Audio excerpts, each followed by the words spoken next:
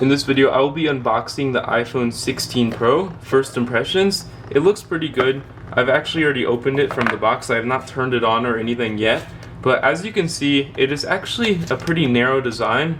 But honestly, it's a little bit heavier than I would have expected. Honestly, the cameras look pretty nice. They're pretty small, not taking up much space. And we actually have an action button, a new camera action button right here on the side of the phone, a power button, and we have the plus and minus volume, and of course the notifications, or you could say action button. So it does come with an action button, and it does come with a charger in the box right here.